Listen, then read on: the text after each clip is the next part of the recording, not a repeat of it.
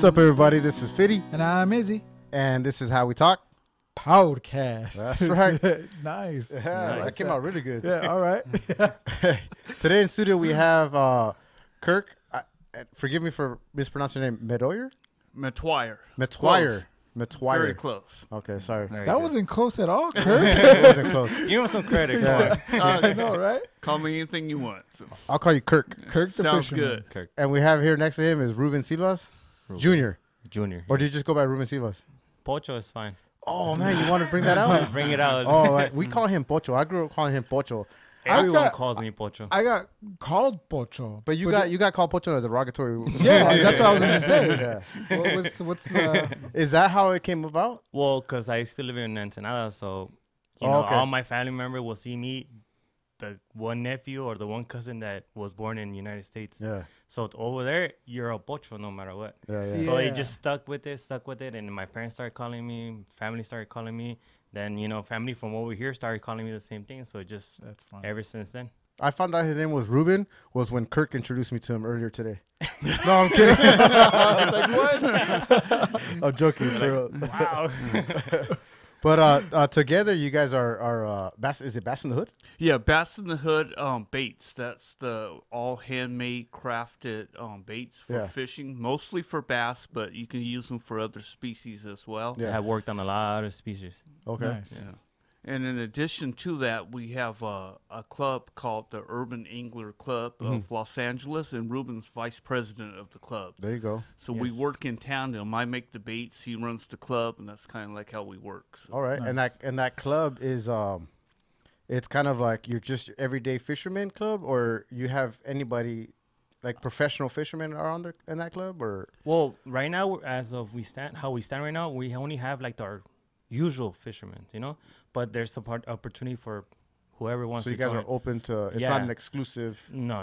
We're obviously there's gonna be like you know, a form that you have to fill out and you have to get approved. I mean, there's people that are gonna get fathered in. Obviously, you know, the main guys are controlling, not controlling, but they're managing the whole thing.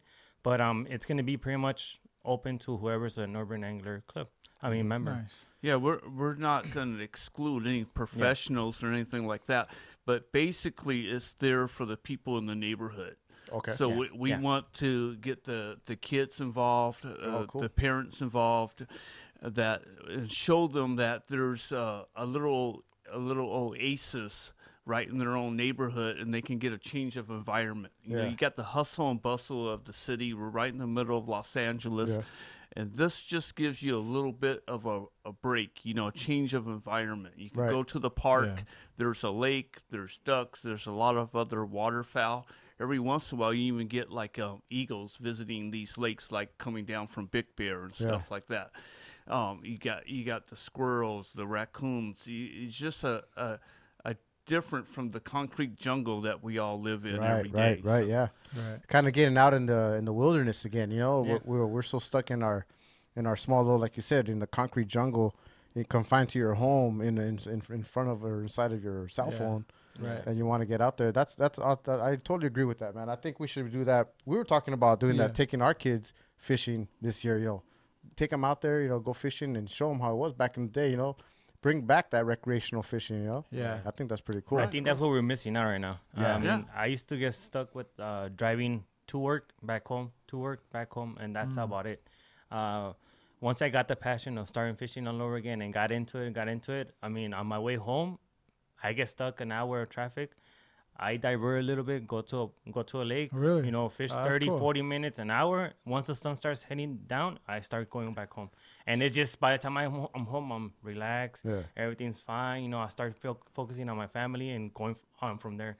Before, it was kind of like I was buzzing with the work and get home, and I was still buzzing with everything that was going on. yeah. Right. Yeah, well, just what Ruben said, and that's what it's all about. You know, I worked for a large pharmaceutical company. A lot of my accounts were in the downtown Los Angeles area. Yeah. And I would, instead of getting in all that traffic on the way home, I would stop by one of the local lakes, Yeah. fish for about an hour or so, and then hop on the freeway. So I always kept a rod and a little box of tackle in the car. Yeah. So. And that's kind of how you, like he was saying, you blow off a little bit of steam right there, you come home, relax, you know, Yeah. bring, I mean, don't try not to bring work Yeah. home, stuff like And I that. mean, Right? obviously you have your days when you know, kind of get together with friends and stuff like that, and you guys go out. You know, like last year we went to Prado. We haven't been there in a long time, so it was kind of like, let's go and check it out. And Yeah. that's all we did. We just went out scouting just to see how the lake was. Yeah. But that's on our free time, on extra free time, you know. Yeah, yeah. But I mean, obviously everyone has work. Everyone has their own, you know, he has his baits, you know, to produce and to, you know, promote. I have my job, my family, and then I have Urban Anglers, you know, to kind of promote as well and actually push forward, you know, to a new project. Yeah. Yeah. So, I mean, that's just our free time when we get to do that. Though our focus is mostly like LA County, the lakes around LA, Yeah. there's a lot of other lakes too within an hour's drive. So you know you can take off for the weekend or something like that and go to those lakes. You know, he mentioned Prado. You know, that's right off the 71 and where the 91 is. So that's going really down there easy. to the Oh, yeah, basin. yeah. Really Is that where easy they to have that get big to. sign that says public fishing? Yeah. Oh, Yeah. okay. Yeah. Yeah. And then you got No, you're laughing right now, but when you pass by it's a huge sign. Oh, that and big, it's- huge, that wash. Like Yeah, it's a wash? yeah. Okay, Yes, yeah. exactly. It's not like an advertised sign. I mean, They had a washer dam there with the Right, American one flag time. The painted American on it. Yes, flag, I think yeah, it's yeah, all yeah. faded out now, Yeah. but Yeah. yeah, that, I like used to work out there in that was Eastvale. back in like 76. I Yeah. think, Okay, when okay. they had the, yeah, Okay. 76, 200 years. I Yeah. think it was. when they had the centennial. Well, so- I mean, from back then when it was Yeah. in 1976, whatever. no, and you have Silverwood, you know. You Yeah. go camping and fishing at the same time, Yeah. and you got Castag Lake. You can pretty much camp Yeah. right next to where you're fishing too. Oh, Yeah. okay. Castag Lake's a little bit more, I guess you could say, diverse because you got the top lake and you got the bottom lake. The bottom lake is where you have camping available, and then Yeah. you pretty much camping, and it's just a little wash, and you have the water down there. So that's kind of gets you away from getting stuck, just looking at the little creeks, walking. When you're driving around, LA or urban, you see just a little river, just a Yeah. little stream. You're kind of wondering like, man, where can we go watch some nice rapids or something. Well, Yeah. we don't have nothing close to that, so we gotta kind of stay where we could enjoy a little bit of fishing, your recreational lakes, your ponds and stuff like that. That's where that's the promotion, just urban fishing. That's pretty much where we're heading for. Yeah, so going back to that, you said there's so many like hidden oases in our backyard pretty much that we don't know about. So that's something that you guys do when you guys go out there and you do your scouting. Yes. So you just pretty much go out there and you guys have the club on their website where you guys promote that and you guys tell your story, take pictures. Right now for the Urban Angler Club, we only have the Facebook page right now, Uh-huh. but we'll be putting information on there about the different lakes and different locations and places you can go and fish. Yeah. And not, though our tournaments and stuff is mostly suited for bass fishing, Yeah. but we're going to talk about all kinds of fishing. Yeah. Like this, right now it's the winter time. Most of the local lakes will stock trout. Yeah. So you could go trout fishing at most of the local lakes during the wintertime. During the summertime, they'll stock catfish. So you'll have the catfish. You can do catfishing during the summer. Oh, And okay. I the never knew bass, that. they don't usually stock the bass because once they put them in initially, they pretty much can breed and grow on their own, and they do pretty good. Yeah. Same with like the small panfish like bluegill, tilapia. So there's a lot of different species in our lakes, not to mention all the exotic species that get thrown in because they get too big for their people's aquariums and stuff like that. yeah, So they yeah. dump them into the local lakes. So sometimes you never know what you might catch Yeah. in there. Should I eat that or not? Yeah, you probably don't want to eat them. Yeah. But we don't kind of keep the fishes. We catch and Catch and release. release. Okay. Especially That was during gonna be my tournaments. next question. Yeah, during tournaments, that's what we do. Why? Well, there might be another guy behind you that might want to fish and might want to catch something. If you're taking them out of the water, you're not gonna have. That guy's not gonna have, and I could be that next guy. Yeah. Yeah. Might not have something to catch or fish. And also there's also those lakes that stock like trout and catfish. For those, it's a little bit, I guess you could say, trout, it's more complicated. Catfish, they're more rugged. Catfish will last a whole year. Trout fish, as soon as the water starts warming up, all die out. Yeah. So for those fish, they're mainly on those lakes. They say catch what you keep. Then what you keep is what you just catch. No releasing back for the same reason. They're more delicate. They're more picky on that. Yeah, like the trout and catfish are stocked, so it's perfectly fine to catch a limit of those, and take them home for your family and eat them. The bass are a little different, so we promote catch and release on them. But I have no issues with anybody catching and keeping a fish they caught legally. That's all personal, I would say. Yeah, so it's all personal preference. I prefer to release them. If you decide you want to keep it, that's your prerogative. You caught that fish legally. What I don't like is people that go out there and maybe use nets or catch the bass during spawning season illegally. Like maybe they just put a big treble hook on their rod and they can see the fish, so they're just gonna snag them. That's illegal in most states, and you can't fish that way. That's not really fishing. And the Fish and Game is actually Fish and Wildlife now. If they catch you, that's a big ticket, big fine. Oh, wow. So I didn't even know that it would be illegal. I thought it was just like immoral or something that you just don't do. It's unsportsmanlike. But California laws, do include all that stuff. Yeah. So they include the whole netting. You're only limited netting to a certain type of fishing. Snagging, well, that's not. I mean, that's pretty much just poaching. That's if you want to call it that. Yeah, you pretty much limit. Even in California, they don't even limit to how many hooks you can use on a lure, really? et cetera, Oh, like wow. that. So the rules can be a little tricky, and you have to have a California fishing license if you're 16 or older. I believe on that rule on the hooks is 3 on the A rig, right? Yeah, the A rig, also known as the umbrella rig, there's several baits on the A rig. Yeah. And in some states you can have 5 or 6 or even more hooked baits on there. In California you can only have 3. So you can still have that umbrella rig with several baits on it, but only 3 of them can have hooks. Oh, okay. Now, is this only for lake fishing? Out of California. All fishing? Pier fishing off the pier? And all Well, that stuff? the pier fishing's a little different. I think most of the piers in California, you don't even have to have a license if you're fishing on the pier. Yeah. If you walk around and fish on the beach, you have to have the license. Yeah. But on the pier, you don't have to have a license in California. The other thing is, though, what we like to promote with the Urban Angler Club is also fishing our local bays. So that gives you a different species there. You're not in the lake. These are all ocean fish, but they're inside the bay, so you don't have to go past the breakwater. Okay. Very similar to fishing in a lake, but you have more current to deal with. Yeah. And that's a lot of fun. So you could go down to like Newport Bay, which is just, what's that, half hour, 40-minute drive from Los 45 Angeles? minute drive, yeah. Then you got Huntington Beach, even closer to Los Angeles. Yeah. You got Redondo, you got Seal Beach.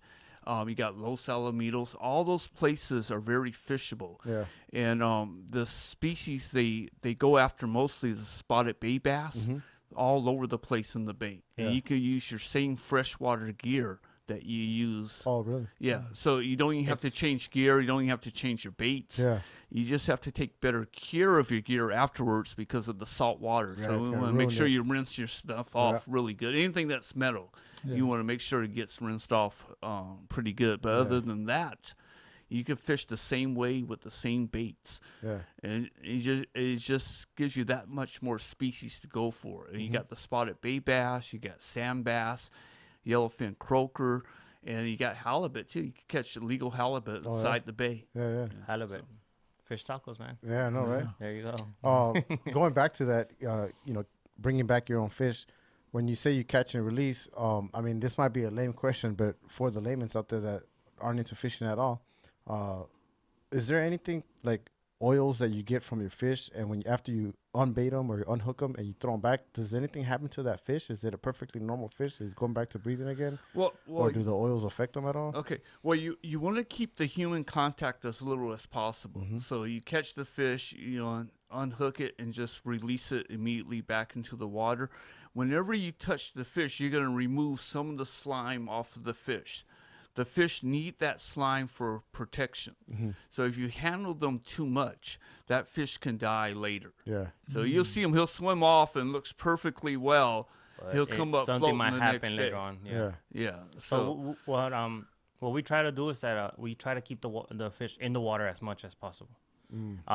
You could take as many pictures as you can. There's clips so you could hold them instead of you holding with your hand. There's also like clips where you could hold them, and you're not actually touching the fish itself, and you're not harming them by holding them all strong and flipping their lip and whatnot.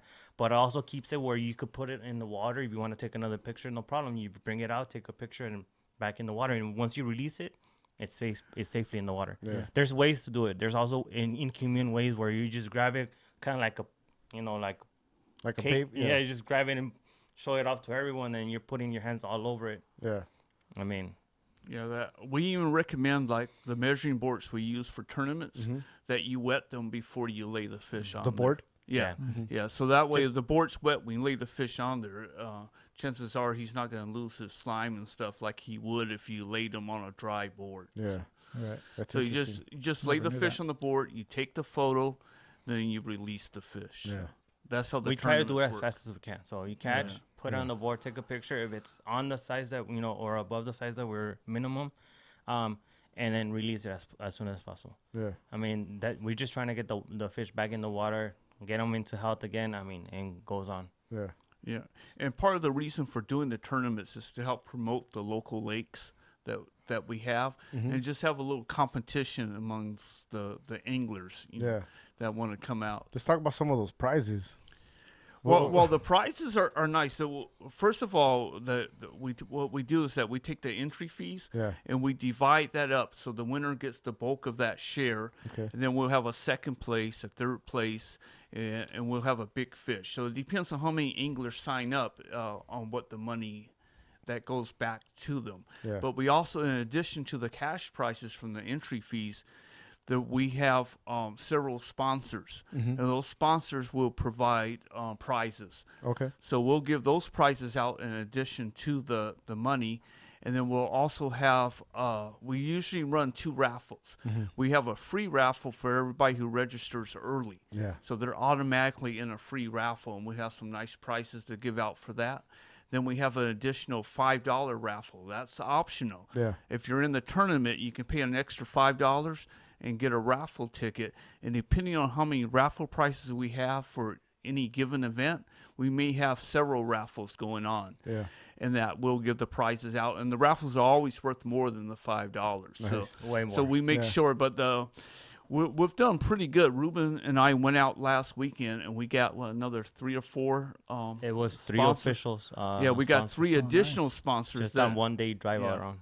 Yeah. So we have several sponsors already. These are some of the sponsors you guys have right here, right? Yeah. I mean, apart from those, there's about a total of 6 already. That you guys signed up additionally? Yeah, we have about 6 more that aren't on this list. And it's all local business. So it's all, around our fishing putting it back area. Into the community. Yeah. Right. Yeah. So instead of going out there to a big company that's, across the country or out of the country, we contacted the people in our local area. So right here in San Gabriel Valley, which is one of the main areas, which our home lake will be Santa Fe, obviously. Yeah. We contacted a couple of bait shops around here. Yeah. Not only this, we contacted some of our family members that have business that want to do a little, support on our behalf, and also some friends that just, they might have their own, I guess you could say like a t-shirt making company or something. Yeah. Something like that. That's what we contacted. Okay. I mean, he has a lot of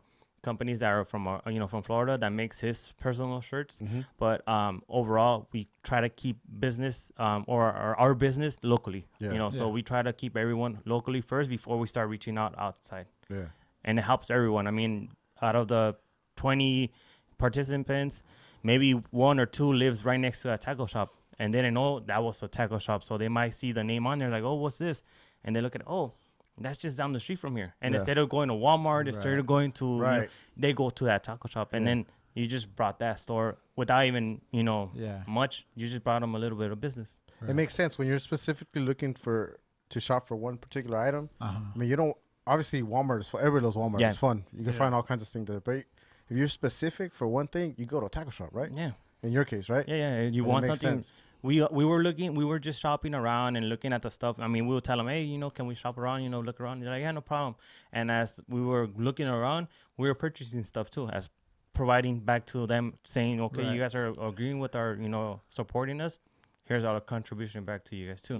The big thing about the local tackle shops is that not only do they have the stuff you need for the local lakes, but the information they can provide you there is like the networking. invaluable. The networking is amazing. You can't beat it. The guys in the tackle shop know exactly what's going on. You tell them you want to go saltwater fishing, you tell them either it's from the surf or you want to take a boat out or you want to fish one of the local bays. They'll tell you and fix you up with exactly what you need. You know, if you just want to take a couple of your kids to the local pond so they can get some bluegill or something like that, they'll tell you exactly what you need, and they'll help you get all set up too. So so that's, I think with the local tackle shops, that's probably the main thing, the most valuable thing they have there is the information they can provide you. That's why it's always better, if you can, to shop locally. Better than going to the big box stores like your Walmart or your Bass Pro Shops. That's what I did. Yeah, not knocking those stores. You know, they have great prices and they do have good products, but to get the best for the area you want to fish at, you need to go to the local tackle shops. That's what I did. When I was looking for baits and stuff like that, I looked for someone that was making baits locally, especially something that was made for local waters. I was not going to buy a bait that was from out east, for out east waters, you know? And that's how I came across with Kirk. And he was more than helpful with me and telling me, you know, what kind of baits, what kind of setups, you know, talking rods and reels, you know? And from someone that fishes local waters. Where did you meet him at though? Was it online? It was on Instagram. Instagram. Instagram, Okay, cool. yeah. And it was just a simple conversation, and it turned into what we have right here in front of you guys. Nice. That's cool. That's awesome. A very good team, you know, and it's because of that, because of the networking and because of providing local from businesses, from local people. I'm able to help Ruben out with his fishing and everything. And he's able to help me out with everything else. There you go. So, you know, sometimes I'm on him like, come on, Kirk, man, we gotta go somewhere. We gotta go do this. We gotta. I try to push him as much because I believe in our club, in our project, and I also believe in his ideas too. You know, he by him explaining to me a little bit about what he believes in. I could just see it happening, and it just sparks my mind, and I'm like throwing ideas at him, and he's like, okay, I already tried that. And then I throw another idea. He's like, hey, you know what? That's a good idea. You know, like that one day that I took him out, you know, to go for the local tackle shops. I was online looking at tackle shops like all over the place. Like, oh, we got this one. We could go to that one. We could go to this one. We could go to that one. And he was kind of like, all right, Ruben, okay, let's go. You know? And I was like, yeah, can we go? He's like, yeah. So what day? And I was like, oh, I don't know. You tell me, because I just came out with Can you make a day for me so I could go? You know, I'm on your time. like I have the experience. I know what to do. You know, I work in the business industry in pharmaceutical sales. I work with a lot of pharmacists and pharmacy owners. You know, but Ruben's like my catalyst. You know, I couldn't really get going without him, and it becomes very how can I say, you just get overwhelmed with everything you got to do. You know, I got my regular job at home that I got to do to feed my family, and then, you know, I got my hobby here, which is making the baits. Even though you know, I'm online, I sell a few baits on my website. I got a good following of local guys that like to buy my baits. So I have to, that keeps me pretty busy trying to make those. And then we have the Urban Angler Club, where we're trying to do the tournaments and trying to get more interest for the local lakes and everything. It's just overwhelming, and I couldn't do it alone. So guys like Ruben come along and help me out. Even the guys that are competing in the tournament, they bring in donations. Like that's cool. Even themselves. Tackle and stuff like that. It's funny. It's funny. The guys that, like you said, that they donate their stuff. Some of those guys are on the raffles. They'll win the donations, and they'll just be like, "Here, you can have it back again." They want me to do it again next week or whenever the next event is. They want me to keep it going. It just completely cycles. So they're doing everything they can to help me keep it going. You know, they're egging me on. Those are the people that love fishing. They fish for like a passion. You know? Go ahead. No, go ahead. No, it just seems like it almost seems like they wouldn't be doing it if you weren't providing it for them. They'd be like, well, what else am I doing? You know, like I'd be at home, you know? Yeah. But now that they have something to do, they feel strongly about it. I mean, they would probably go out fishing on their own time, but not to go compete. They'll probably just go out there for like 4 or 5 hours, and they're like, let's call it a day. Let's go home. Yeah. You know? Now they're going out there for 4 or 5 hours, but they have something behind their mind. They're on their conscience, like, I got to win this. This is something that I got to go for, you know? And it's not like you're going out there and pushing them out of their other little kayaks or whatnot, you know? You're going out there competing friendly, providing information between each other. I mean, it might be the day before, it might be the day after the tournament. It might be even during the tournament. It just depends on how you guys feel, how they feel just in general, you know? But it's all friendly competition. Yeah, that's the other thing we try to promote. You know, we try to get the guys together, and though it's a friendly competition, and yes, you're competing against the next guy, you're trying to beat him, but you're also out there sharing techniques. You know, you're showing somebody what you use to catch a fish, the technique you're using, the kind of knot you used, and you're teaching each other, and everybody's learning from each other. You know, I've been fishing, since I can remember. You know, I grew up in Compton. I used to fish Lake with a cane pole and line. Didn't even have a reel, you know. So I've been fishing for a long time. I've done a lot of tournaments and big bass boats and everything. And it's just fun to come back into the community and try to give back a little. You know? So see how everything started, man. Bank fishing. This is one of the things that I have a little bit of skill in. So I just thought I'll share my knowledge with other people. And I don't know how many guys have come up to me and said, oh, man, this is my first tournament. I've never done anything like this before. I'm a little worried. I'm scared that everybody else is going to be better than me. I was there. You know, so I get that all the time. I said, hey, man, we're just a bunch of local guys from the neighborhood. Just come join us. Don't worry about you don't know enough yet. You know, each event you join or you get in, you're going to learn a little bit more. So. That's how it was, man. Did you do a lot of fishing growing up? You know what? No. When I was younger, when my dad took me fishing a few times, and we went, but we really didn't go to. My dad was the one doing the fishing, and we were just there hanging out. Right. I wish you would have taught me a little bit more on how to do it, but maybe I didn't show that much interest either. Could have been my fault, but as I got older, I would go fishing with our cousin Omar. Oh, okay. He'd take me fishing, but I only went for the ride and for the beer. Because I must have gone for the time, you know, the good time. It was just talking. Nothing wrong with that. Great conversation. Actually, that's what it's about. It's about the good time. It's about the conversations. I don't know how many times I've gone fishing with friends and ended up talking a lot more than fishing. You know, and that's. I think that's what it's all about. You know, it's that comradeship. It's getting out in nature and enjoying it. And if you catch a fish, that's like the bonus. Exactly. You know, everybody's going out to catch fish, but a lot of times we don't catch anything. You know, sometimes we get skunked, and that's just part of the game. That's why they call it fishing and not catching. So, but we go out there, we have a good time with each other, and we enjoy each other's company. And in a different environment. You know, we can go hang out at the local sports bar, watch the game on TV, and have a couple of beers. Nothing wrong with that either. But you want to get out a little bit, you know, enjoy the nature at a local park. And you can do it without making a big trip to Big Bear or somewhere like that. You can do it right in your local neighborhood. There's plenty of lakes, plenty of parks. Just right here, Santa Fe Dam. It's only 10-minute drive, if that. And then, you know, Lake is just down the street. Well, you know, the other side of the freeway, but it's just down there, man. You know, just local lakes. It's funny because when we get there, everyone's saying hi to each other. Hey, you know, I saw you last time, and blah, blah, blah, meeting, and then time goes, and everyone goes on their way. You know, they're all concentrated. Midway through the fishing time, they're all talking in the water. Hey, so did you catch anything? No, nothing, man. Not even a bite, you know. And then, hey, did you catch anything? Oh, yeah, I got something on a drop shot or something like that. And they'll be like, oh, okay, drop shot. And boom, there it goes on, you know. And it's just not a lot of information. It's not big networking. Like if you're actually sitting next to each other and you're actually considering like, oh, what should we go check out this water, the temperature. And, you know, it's nothing like that. It's just kind of like just practicing or just out there fishing on the tournament, and you know, just a little information that you pass from one to another. It might not even make a difference. You're already winning it, but just that simple generosity that you have. Tell someone, hey, catch, you know, throw a Texas rig or something like that, and they catch something, and then the guy comes out after the tournament. Hey, man, I haven't catch anything all day. You just told me Texas rig, and I caught something.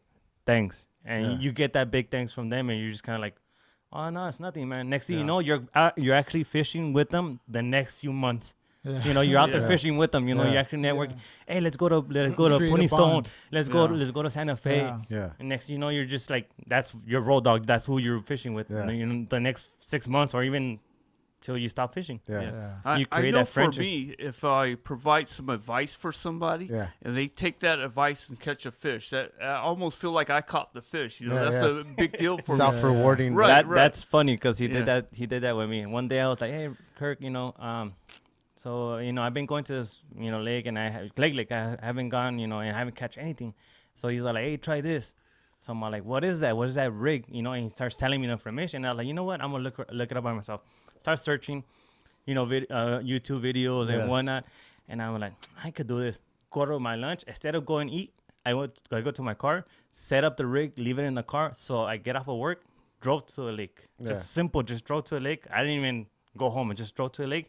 Get on the lake, and I'm like, so he told me about this techniques and certain techniques, and I'm like, oh, okay, I'll try it, you know, and I'm just gonna see how it looks. Yeah. I catch my personal best on that same day that he passed me the information. Wow. Just on that same day, and I called him, and he was having dinner with his wife.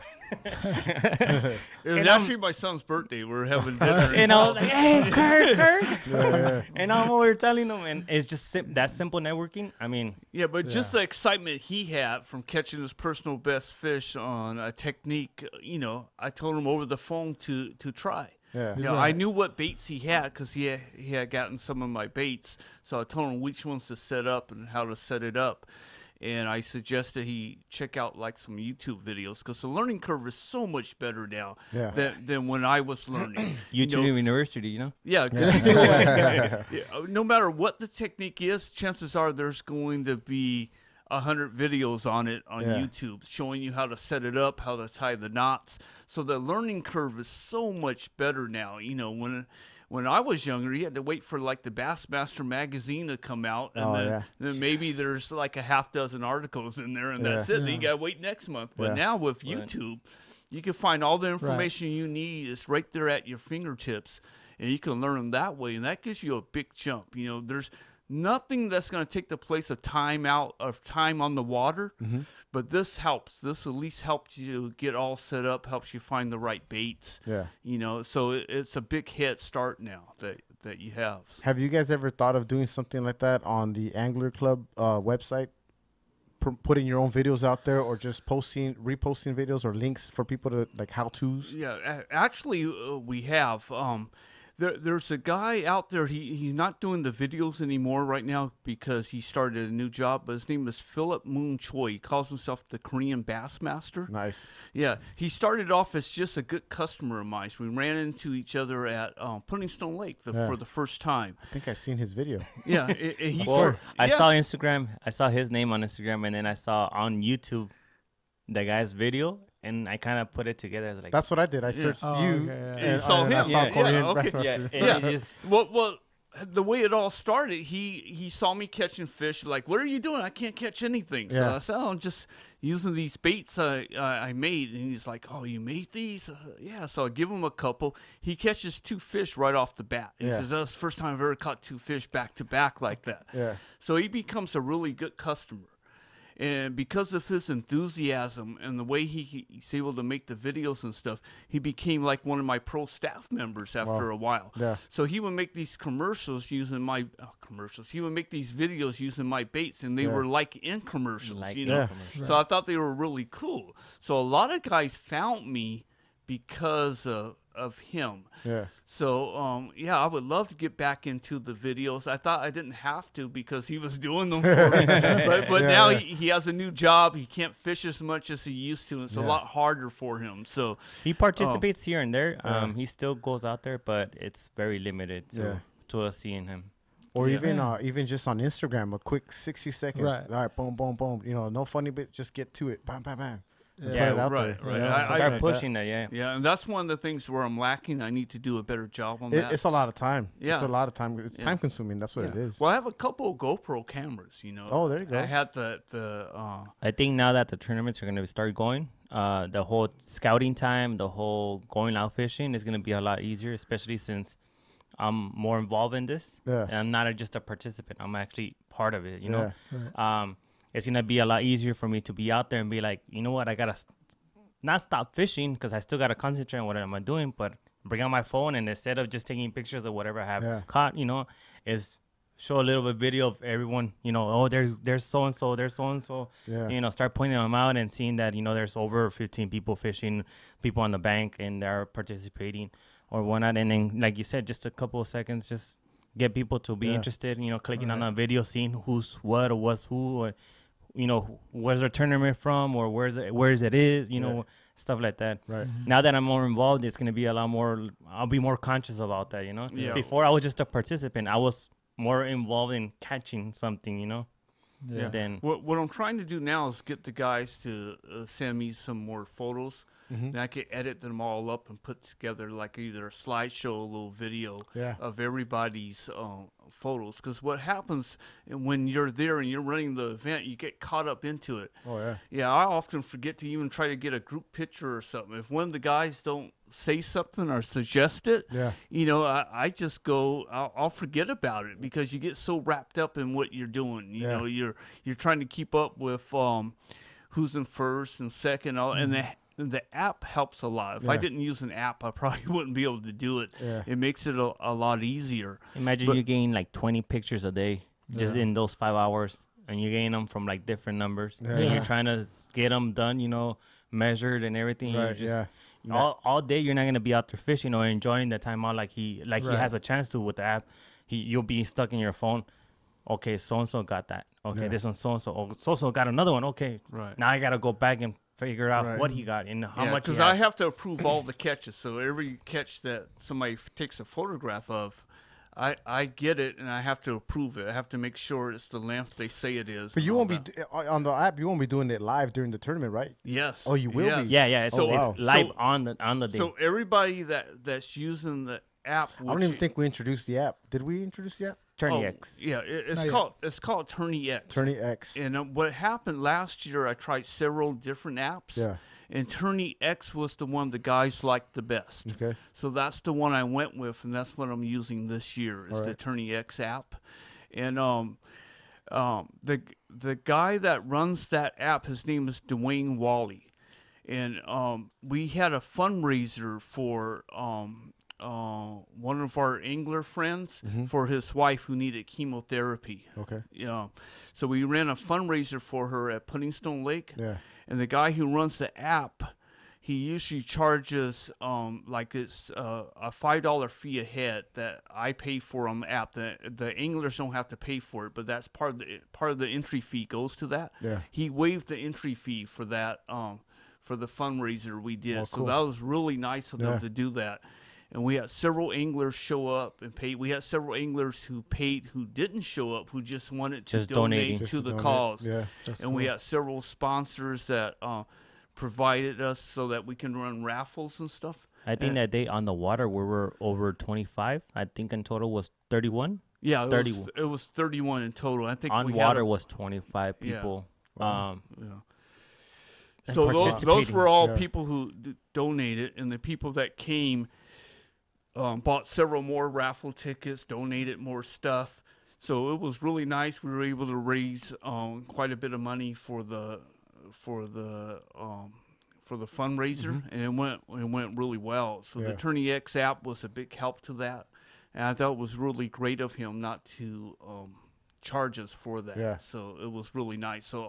So normally when we have a tournament like that, the entry fees go to the winners. Okay. But for this special event, all the money went to the proceeds. Yeah, went to the proceeds, and we gave prizes for the winners that were donated. That's awesome. So they still tournament, that charity with everyone went home with something. Yeah, with the shirt, with a couple of lures, whatever it was. Yeah, I mean, and we did have trophies for the winners. We handed them out trophies, and then we had the raffles, and there were so many raffle prizes that people had donated that we had got from sponsors.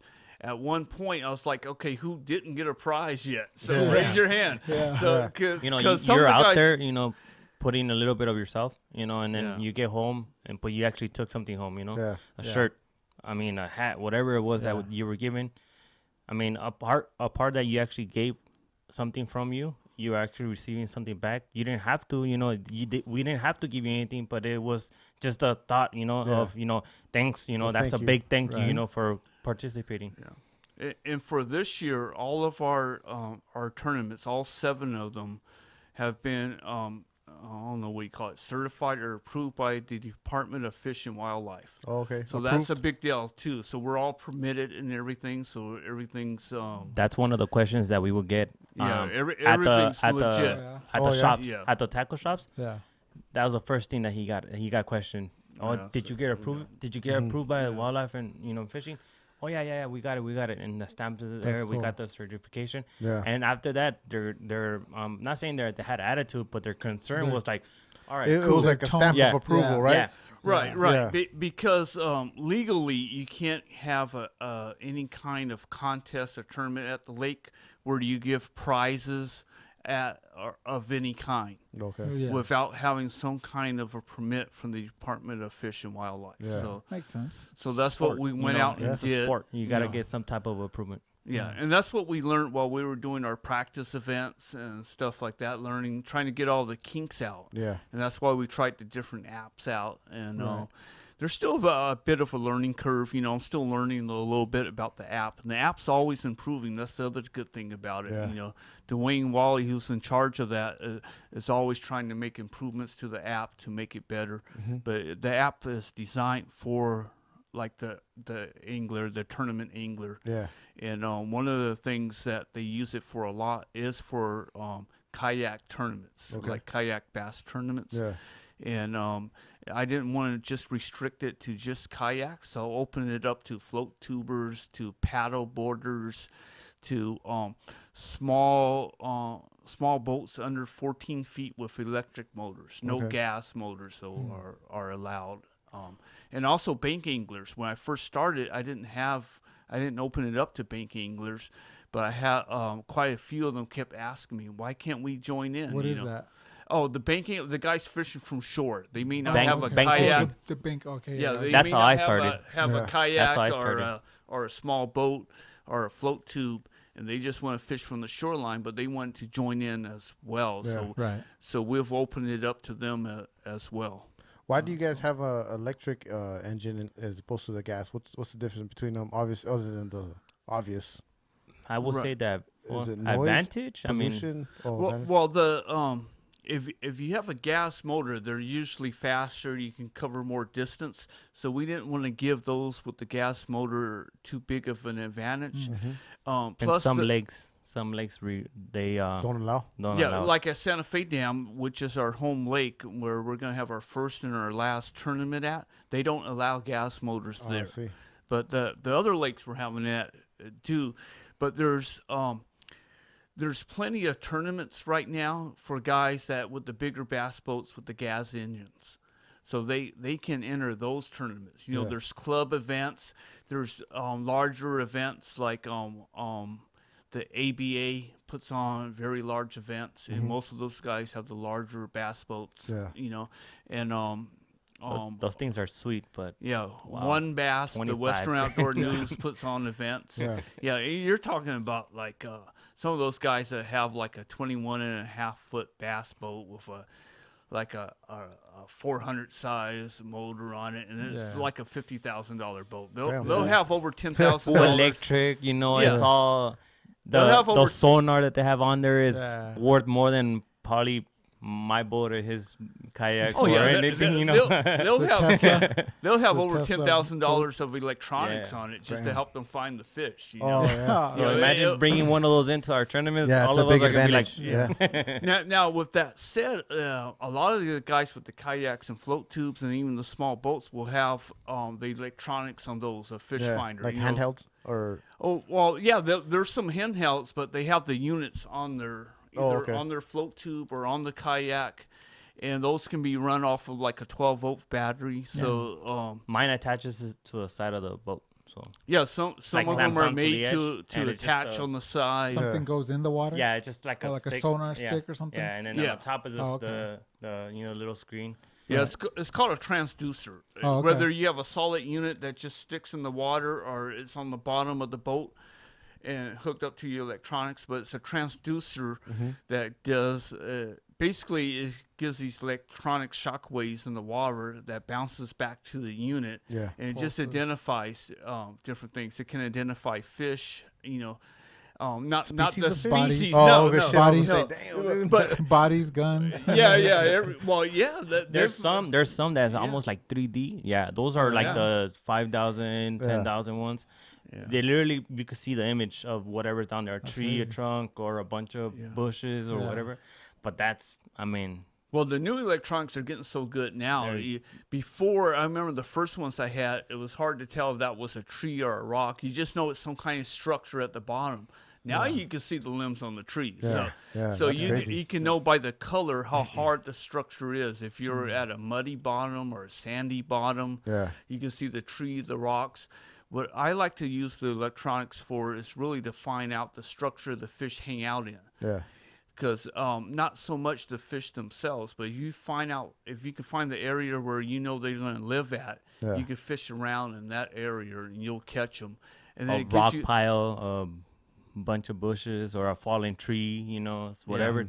That's the ideal place. It gives you the temperature of the water, and it tells you how deep you are. So that's really important. Like if you know like the bass are going to be around 15 feet or 30 feet in certain times of the year, you can fish those zones more thoroughly and stay in those zones because you know what depth you're in. So the electronics will help out quite a bit. And some guys are so good at it, they call it video fishing. You see the fish, they can drop their lure down right on the fish. You can see your lure falling down. You can see the fish coming to your lure. All this on the screen, But that's you're getting closer to the pro level at that level. And the electronics, you can get them to show you that, but they have to be dialed in like perfectly. And it's kind of hard to do for the layman. It takes a lot of work and a lot of study to get that done.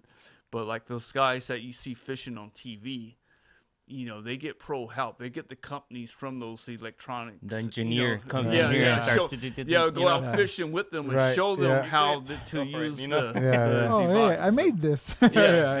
They need some coverage. They need to put that out there. Right. They're getting sponsored by that company. Obviously, Now, you guys that are out there fishing all the time, what are some of the major challenges that you might come across when you're out there fishing, and then anything that you guys have figured out to resolve those challenges? Well, some of the challenges would just be the pressure in some of our waters, because you may have a lot of people fishing in these little local lakes, and the lake gets a lot of pressure. And when you have lakes like that are under a lot of pressure, the bass get really shy. They're not very aggressive, and they're very cautious. And a lot of people catch and release. So these bass have been caught before. So they're really cautious. Sometimes you have to change up your baits a lot. If they see the same bait too much, they're not going to attack it. So sometimes it's good to get something a little different sometimes, or off the beaten path a little bit, switch up the color, switch up the size. A lot of our lakes in California tend to be a little clearer too than you might see down south. So when you have clearer water like that, you're going to have to downsize your baits. You have more to presentable. More natural colors to trick the bass into biting. And that's the other thing. For all of our tournaments, you have to use an artificial bait. You can't use any live bait. You can't use night crawlers. You can't use crawdads. You can't go to Walmart and buy a bag of goldfish. That's not going to work. You have to. Well, it's going to work. Wait, people do that? Buy a bag of goldfish? If it works, right? Look it up on YouTube. You'll see it. It will definitely work.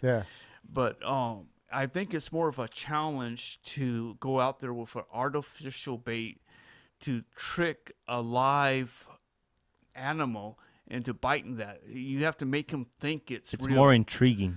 So you have to as an angler. You have to keep it moving. You can't just throw your line out there and let it sit there and think you're going to get bit. You have to make it look like it's alive. Make it dance. So you have to trick the fish into finesse it. Into biting it. So it's all on the wrist. So that might be you'll be surprised, man. You just throw it out there and you're just standing there and you just wiggle it one time. You feel the boom boom, and you're on it. And your fish on. And some days you go out there, you can't do nothing wrong, man. Every time it doesn't matter where you throw it, what you use, you're just catching fish left and right. Do you have a favorite of the ones you make? Some of these are here, right? Yeah, they're all like designed for like specific techniques.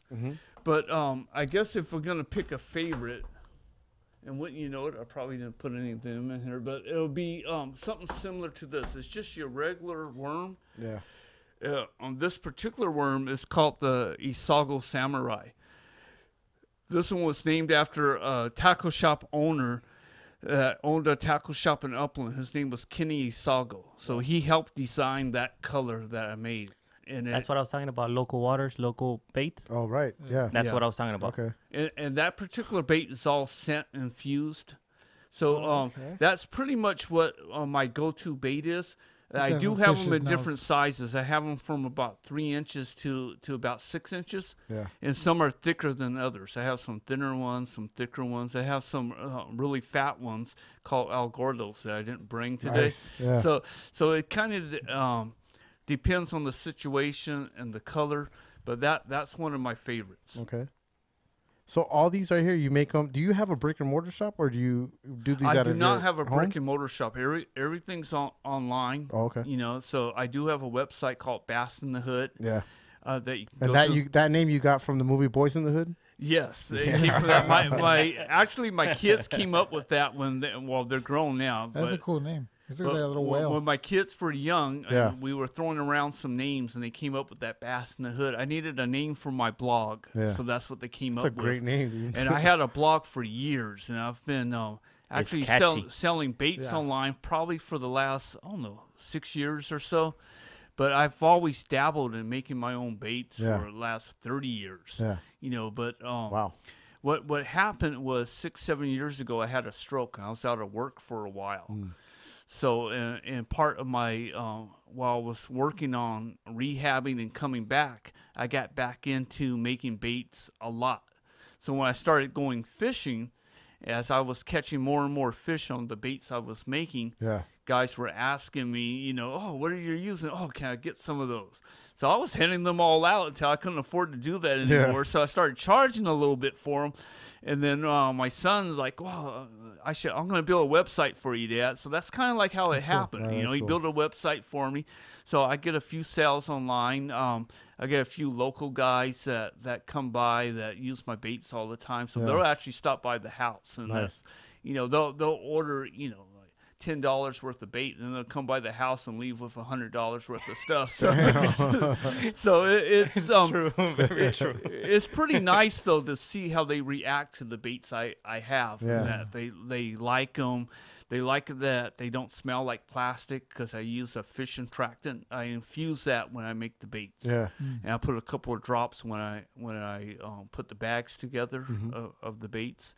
And recently, I started, these are my trailers. I make the plastic part. Yeah. I teamed up with a guy called Boondock Baits, and he makes the jig part. So that's a combination together there. So that particular color. What's a trailer? Okay, a trailer. Like whatever's falling behind. Oh, okay. See, this part of it right here is the jig.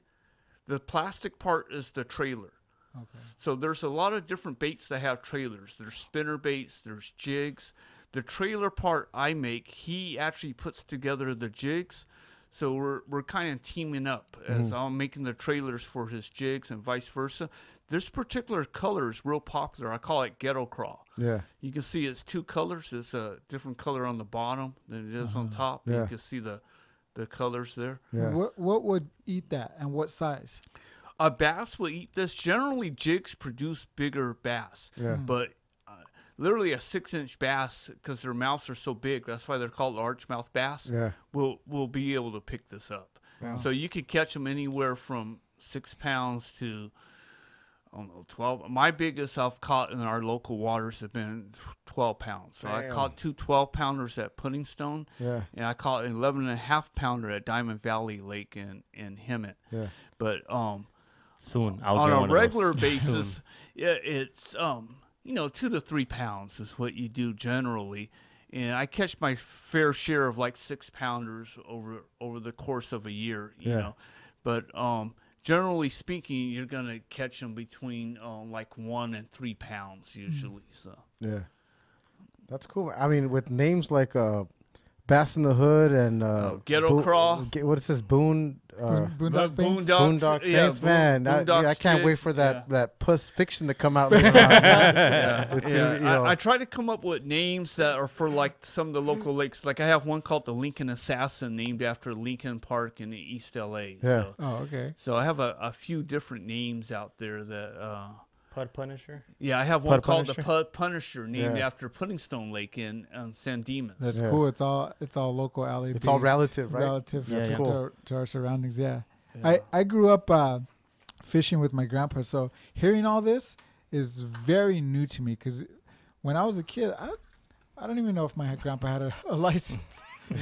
We had fishing rods, and we went and we fished. Well, I mean, when did that come about? Like getting your fishing license? It hadn't been somewhat recent. I mean, okay, I'm 57 now.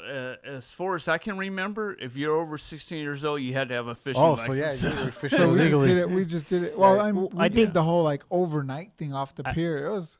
The pier's different. See, you don't have to have a license at the pier. But we did mountain camping stuff and all that. I think that's because there was not so much regulations back in the days. Probably not. Now it is. Now you'll get your ranger coming into your recreational park, and walking around and asking people for. Yeah.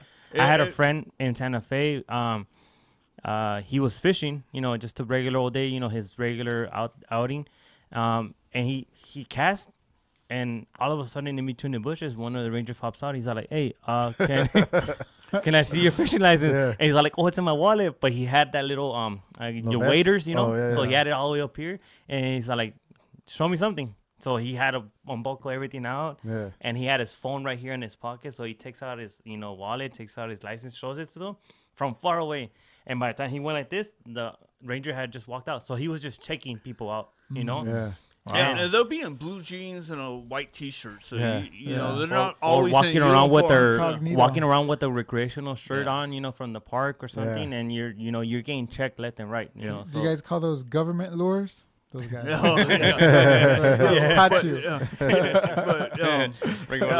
I would suggest that you be respectful of those guys because they have the power to take everything away from you. Everything you're fishing with, your rod, your reel, they can even confiscate the car you drove there in.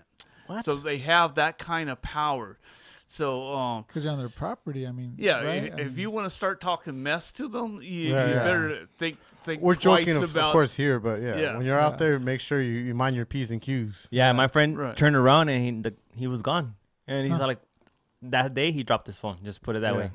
That's how bad he got him, because he's out in the bank and he's like right there, and the guy just goes, "Let me see it." He's like, most of those guys are pretty cool. I'm sure. A lot of times they won't have their uniforms on. They'll walk up to you. "Oh, how's the fishing going? You catch anything today?" And then you start bragging about your catch. You don't have a license. You're going to be in a lot of trouble. Because they'll fine you for every fish you have. Wow. So, on that day that we went for the sponsorships, we also did our purchase of our license. Oh, okay. So not only did we just go out there and ask for, sponsors, we actually provided, again, business to the local shop and to let them know that we're serious, that we're not just going out there asking for sponsors and none of us have a license to fish. Yeah. That would look kind of ironic that people would go out and do that, So we wanted to make it a statement. If they want to ask us, if we're in the middle of the conversation, they want to ask us, "Well, do you guys fish?" "Yeah." "Do you guys have a fishing license?" "Of course." Yeah. Here it is, we're legit. Where can somebody get a fishing license? Your Walmart. Walmart's one. Big Five is another one. Could they get them at the local fishing? Not all the local tackle shops have fishing license, but many of them do. Like at the lake, you were asking at the location? No, just no. No, not all of them. No. A lot of the tackle shops do. I noticed this year you can actually get the license online. Oh, really? So it's more digital, I guess you could say. Yeah. Right. So there are several ways to get the license now. There are a lot of the local tackle shops have them. The major places like Bass Pro Shop, Walmart, Big Five.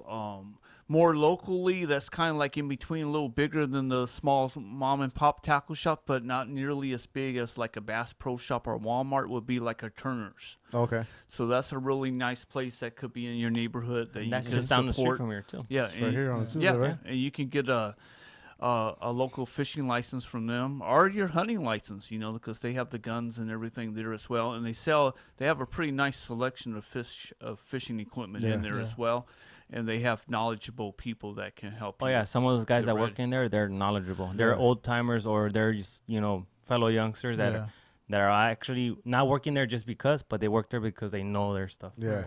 They're Like, knowledgeable just like on that, you guys on the are very, item. they're passionate about it, right? Right. So this tournament, you guys are kicking it off, what, February 17th, I think? We're? February 17th is 17th. going to be the first of 7 events. Okay. On a Sunday. And that's going to be at Santa Fe Dam Yeah. in Irwindale.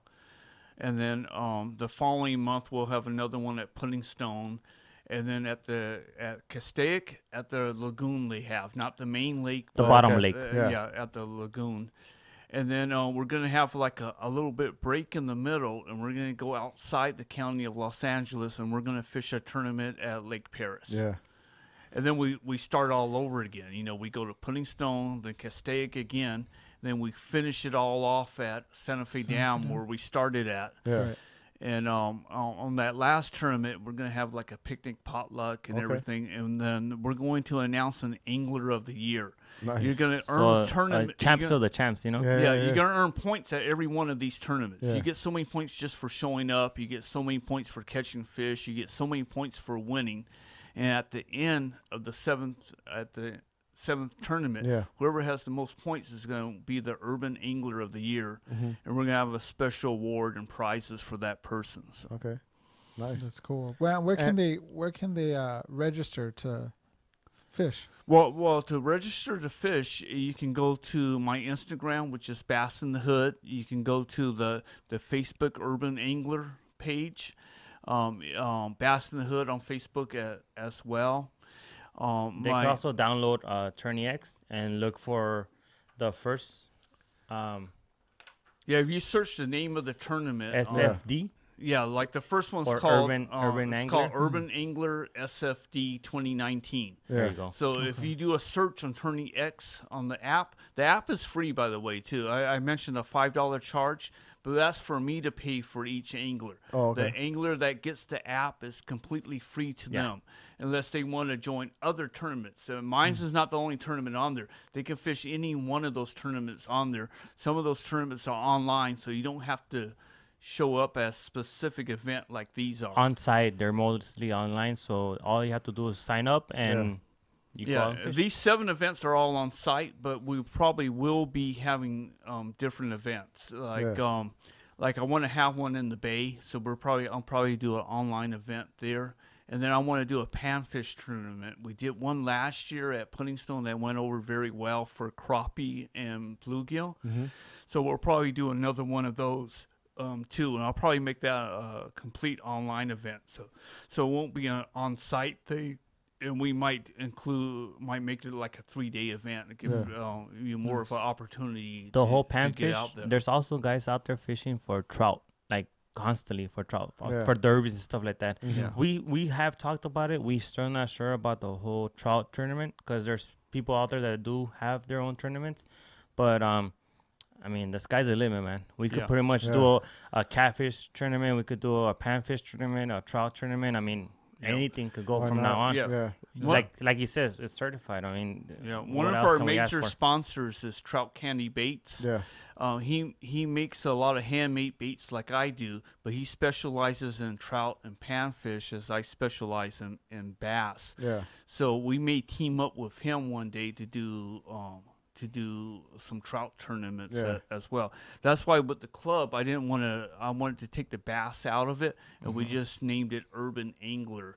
So that way we can mix it up. It may be a trout bass or species. Right. So because there's some guys that fish bass tournaments, but their day-to-day fish, it's a bluegill, it's a crappie, it's a striper. A completely different species compared to what we are turning our tournament's about, you know. Yeah. And we respect that. They respect the fact that we're doing bass only, but they also ask, oh, when are you gonna have a panfish tournament? Yeah. So we open that door for them too as well. Right on. So it's not like we're only closing on what you say, on what we think. We also Right. hear them out too, you know, and Yeah. see what they what they want next. Like that Bay Area, they was asking them about. I'm like, hey, what about a Bay tournament or something? Mm-hmm. Well, it's in the works as well. Yeah. There you go. Cool. You know, well, this is for sure. We're gonna post all this information so that people can actually click on it and check it out. You also mentioned that you were gonna be at this fishing tackle swap meet. You're gonna have a booth there. Yeah, we're gonna have a booth at this. Like you mentioned, it's the Fishing Tackle Swap Meet. It's by the Long Beach Rod and Gun Club. Mm-hmm. So it's gonna take place in Long Beach on the February 23rd. Yeah. It's gonna be a really nice event. They have over 54 booths there, all fishing. Yeah. So there's going to be guys like myself that hand make their own baits. There's going to be guys selling fishing rods, fishing reels, all kinds of fishing accessories, fishing clothing, like this shirt, for example. Mm-hmm. It has a UV protection in it. Oh, So cool. it's UV 50, so you don't need suntan. You know, as long as you have the shirt on, you Yeah. won't get burned. And it'll last you all day. You know, you Yeah. can wear it all day long without works, getting man. It's a burned. long Nice. sleeve. It works. Yeah, it's a Oh, long that's cool. sleeve. Yeah. The thing is that ink on that screen on the screening, Yeah. it's not like your regular screening ink that they put on there. So when that gets hot, it burns your skin. With that, it doesn't burn your Yeah, skin. wow. this is dyed into the shirt. Oh, It's yeah, part yeah. of So you don't the get that That's nice material. that new burn- thing you were talking about. That Yeah. burning Yeah. sensation of the screening, you don't get that. Yeah, And it's you not could beat out in vinyl the or sun. silk Yeah. screened or anything Yeah. like that. So they're That's cool. And they're fresh, really man. nice. You're Yeah. out, sun is hitting you. Yeah. Nice.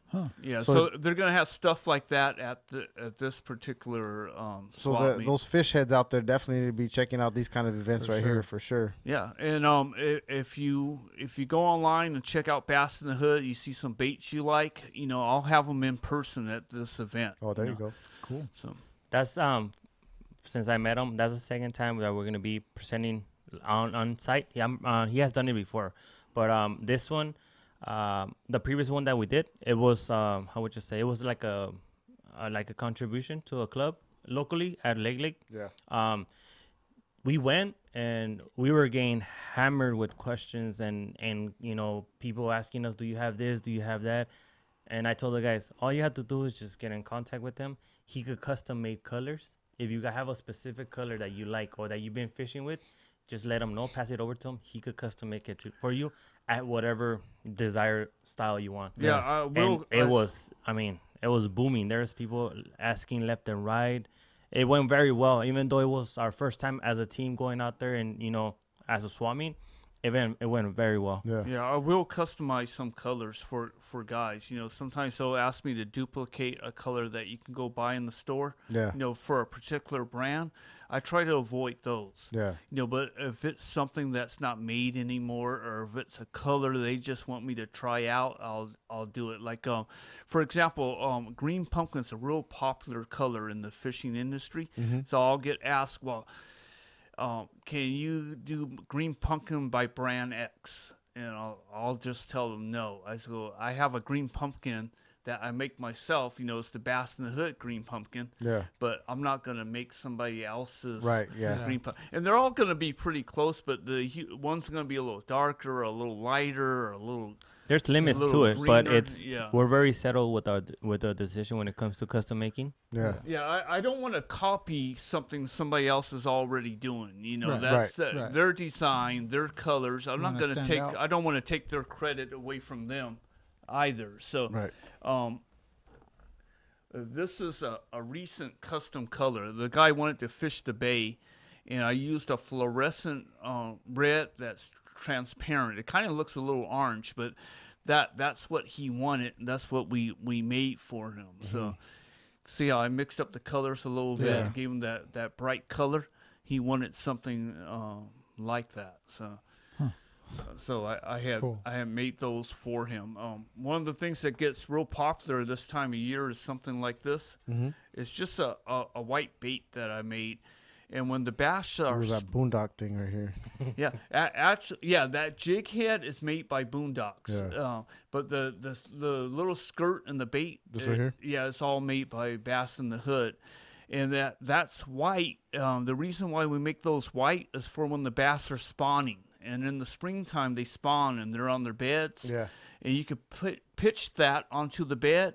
And you could, because it's white, you can see the lure better. And you can see the bass actually come over and pick it up. Oh, wow. That skirt, it's actually kind of sexy, like a little. that skirt is actually part of the plastic, so it's not a okay. 2-piece. This is a 2-piece. Will be the trailer, Yeah. and then the skirt is another piece. Oh, okay. So that's a different style, and Yeah, he see, does. that one's 2 pieces. That's another white. 2-piece. Okay. You see, Yeah.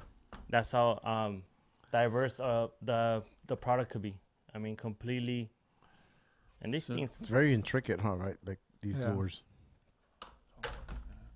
And like Kirk has said many times, Smaller one with a skirt. there's That one has a hook in it. Be careful. there's no written book, or there's no written, book out there that states that you cannot throw anything that they won't bite. There's people that have thrown some weird stuff and they bite. Yeah. You just have to make them want it, Yeah. So there's not like it's a written book where it says you cannot throw this color. You have to throw this color. Right. On Santa Fe last year, we were all talking about, purple, blacks, that's the color we're talking. The guy that took the tournament, he went white and chartreuse all day. Yeah. And he murdered us on the tournament. Yeah. I mean, everyone was like, who is this guy? So that's how he was like, you see what I tell you guys, that it's not always the color that you should be throwing. It's always, you could go any other color and it could work. Yeah. So it's not just about, sometimes just the vibration of the jig you're using or Yeah. something like that. And that's the thing about fishing, though, that for every rule, there's like 100 exceptions. Yeah. All So- right. Yeah. You So can break it left and right, man, and it'll work. Yeah, there's been several techniques that have become popular because people just fishing the other techniques the wrong way. Yeah. So there's a technique called the wacky jig. Is when you hook the worm in the middle like this, and you just wiggle it like that. And that was a mistake. The persons that were using this were a man and woman, a couple in Texas. They went out fishing, and with artificial worms, they had never done it before, and they didn't rig them correctly. They just stuck the hook in the middle of the worm. Yeah. And they came back to the docks with a whole bunch of fish, and people were asking, well, what were you using? They said, oh, these plastic worms, and they were showing how they were rigging them up, and they're like, that's not how you do it. So it worked. So boom, a new technique was born called the wacky rig, and it's a go-to technique now. So That's just like a worm just flopping and trying to swim or trying to get out to the water or down, Well, it's like you said with the bass, they adjust, right? So they've been caught before, and now they avoid things, so they're adjusting just like They're any other used to fish. yeah, so they They're see very something they're very different smart. now. Yeah. They're So it's on the hook different. It doesn't look the same as the other bait that just came by, so they grab that. they're very smart, but they're opportunists. So Yeah. if you put it in there in front of their nose, Aren't we- hey, you might get a bite. Yeah. Aren't we all? That's true. That's true. No, but guys, seriously, you guys are doing amazing work here with this. I mean, from going to where I was when I was fishing, as far as for me, this is a crazy advance because I used to fish with marshmallows. Right? Oh, yeah. Even Yeah. marshmallows Fluorescent thrown out there. ones? Yeah. Yeah. Marshmallows still work. They man. still work. They still kill it out there. Yeah, Yeah. they still do. As a matter of fact, there's a technique called M&M now, where it's a marshmallow and a mealworm, so it's a combination. So you run the marshmallow up on the hook, and then you put the mealworm on. Yeah. So Right it's a on. great technique Right for on. trout. Well, then it still works, but Yeah. but this is a whole nother technique right here. It's a lot Yes. more advanced, and there's way more to it. It sounds like so.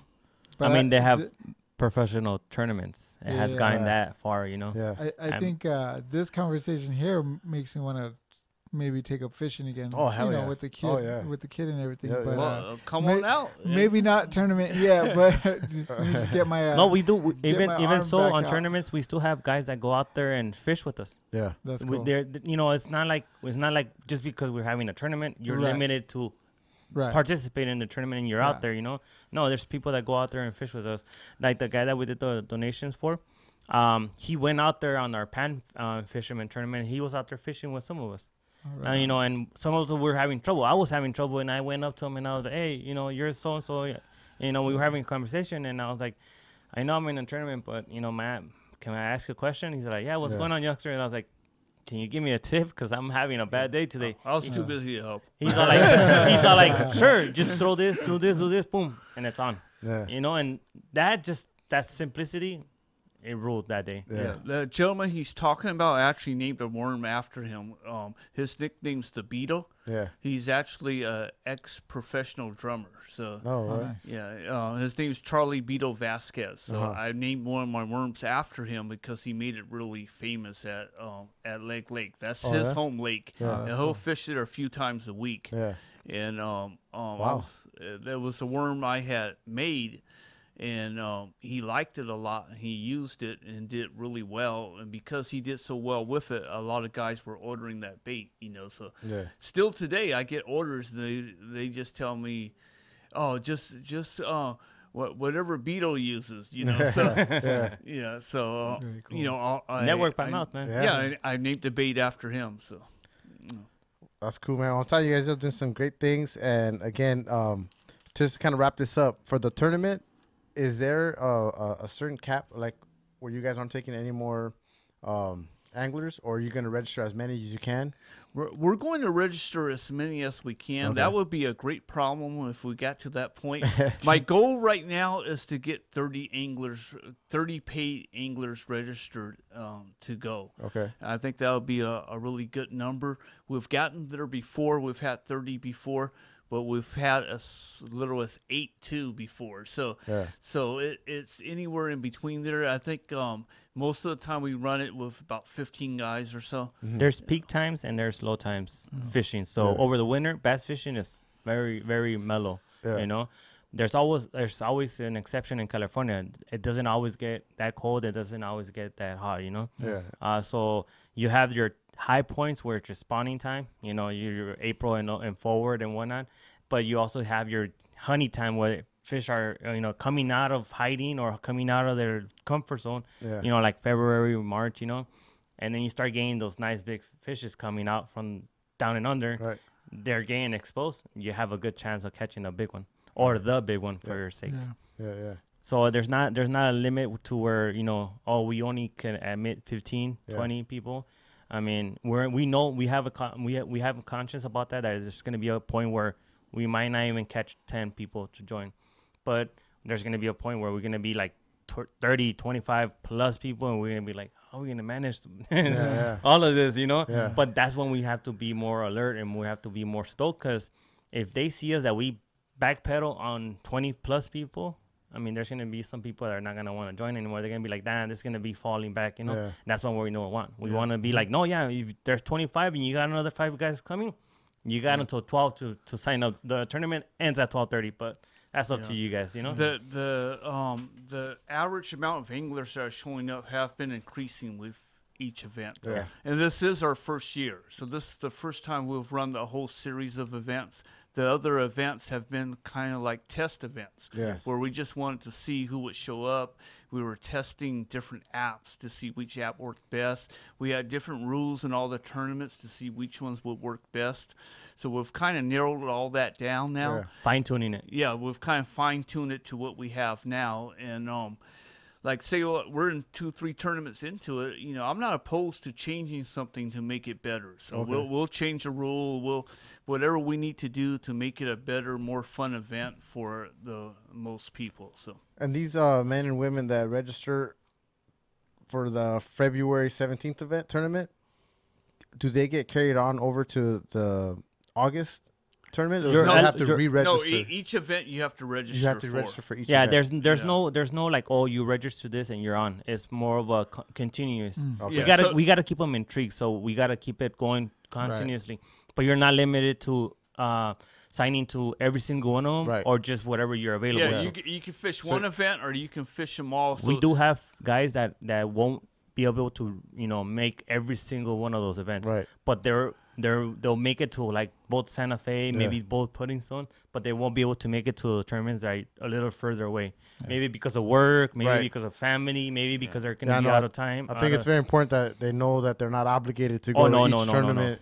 It's an open door, obviously respectful, open door. We are inviting everyone to join every single event, of course, but you're not obligated to every single one to. Yeah, like I've already had a couple guys tell me that they live closer to Castaic, and they didn't think they can make it to the other lakes, but the 2 tournaments we're going to have at Castaic, they said they'll definitely be there. Yeah. So, But it's funny because the first guy that registered for the February one, he lives in Paris.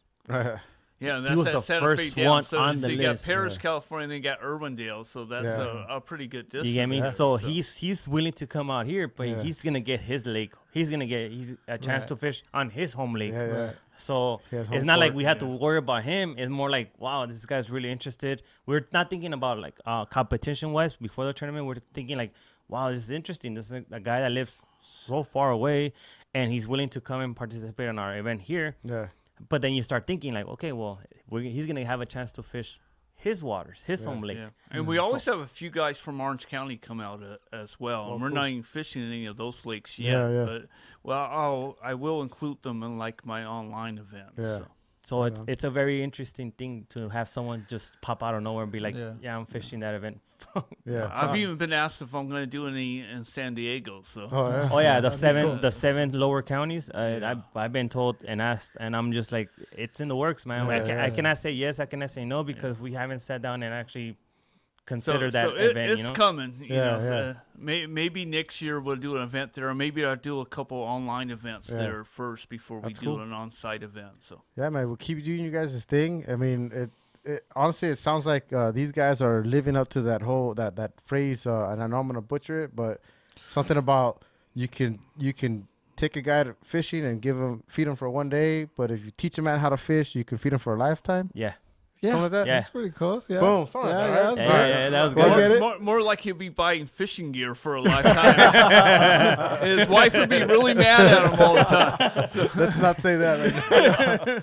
But no, yeah, you guys are doing something That's true, amazing, man. some That's good true. things, dude. Keep up the good work. Yeah, keep man. it up, man. Appreciate it. Okay, sure. well, I want to thank you guys for the opportunity you've course. given us For to sure. to share our voice with the people out there. So Yeah. appreciate Thank you guys it. for opening your doors sure. for us, Yes, man. sir. And we appreciate it. All It was right. a good time.